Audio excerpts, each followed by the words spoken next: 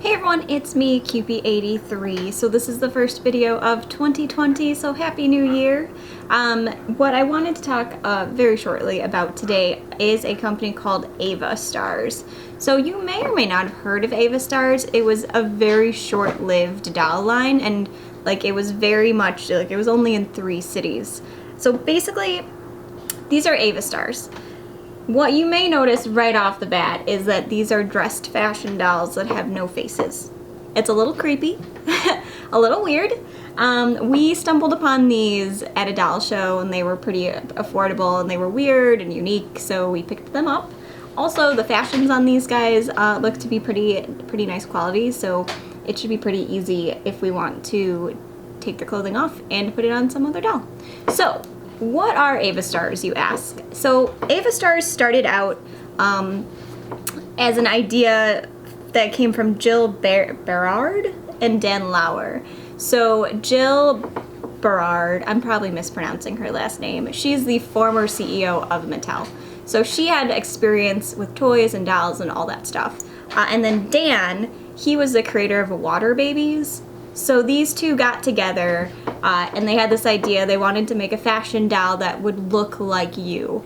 And the way they would do that in their line would be using 3D printing technology.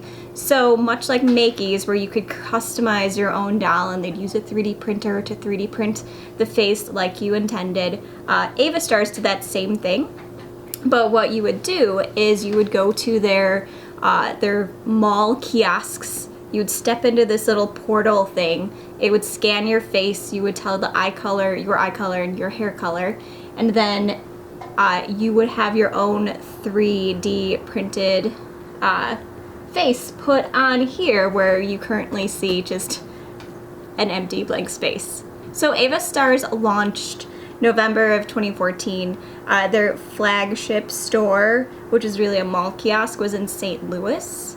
And it opened to pretty big press. There's some YouTube videos and some news coverage that they got. And they eventually opened to 2 more portal locations, also as mall kiosks, in Oak Brook, Illinois and Cincinnati, Ohio. So those were the 3 locations for this. I don't know if you could buy them online. I doubt it, because the company was so new. They were probably just trying to start slow.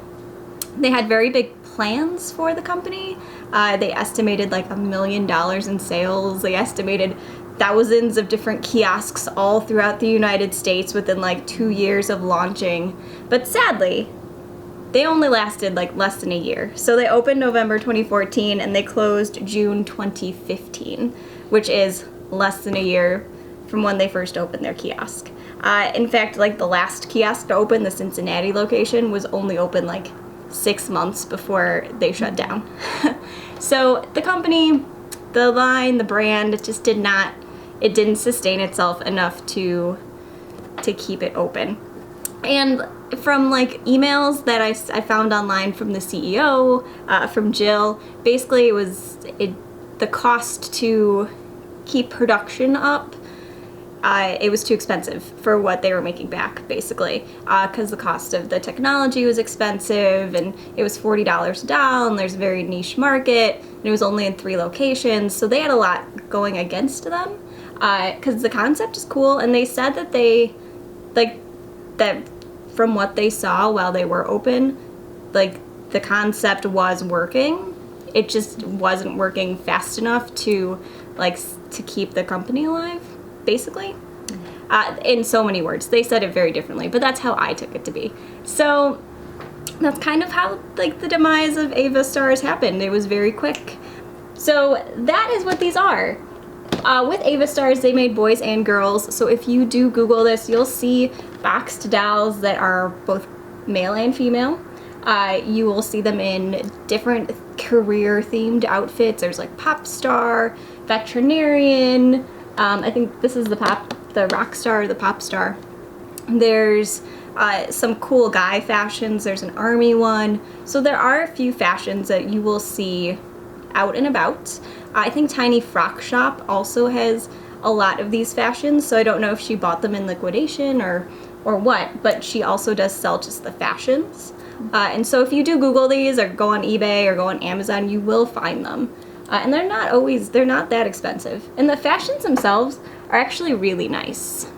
So you'll see here, like, you know, like Barbie, this shirt would be printed to this top, like, like all of this would be one thing. You know, you would not get so many sparkly things here, so many layers. If this was a Mattel outfit, it would be way cheaper, basically.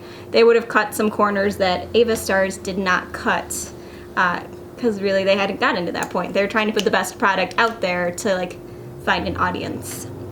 I tried to find so much information on this line, and I just could not find a lot at all because it was so short-lived.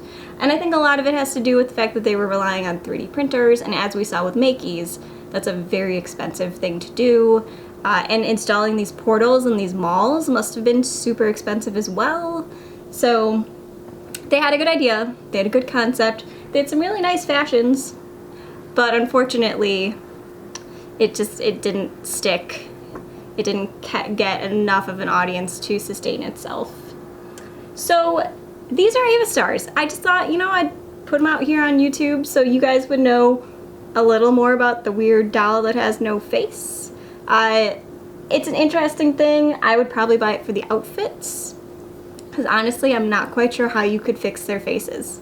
I have, like, unless you're like an amazing artist and you work with clay and paint and you are like good at making molds of things, I have no idea how you could fix this. The accessories are also really fun. So like the dog and the cat are very detailed, which again you wouldn't find with a Mattel Barbie at this point.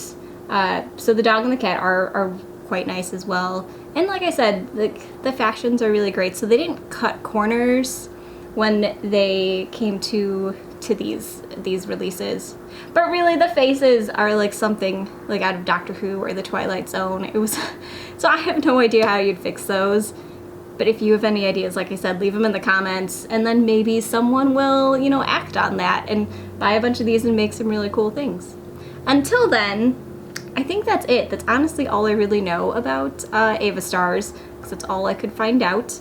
But it's an interesting thing to know and to note here on the channel. So let me know in the comments if you have any of these in your collection, what you think of the outfits, what you think of the line. If you were lucky enough to go step into one of these kiosks and have a doll made of you, what was that experience like? Because even though it was in Oakbrook, I had no idea. I 100% would have covered it on the channel. Had I known, I could have gone to like Oakbrook Town Center and made one of myself.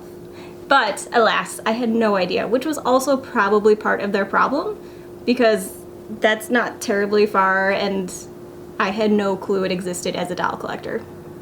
So I will leave you there, and I will talk to you later. Bye.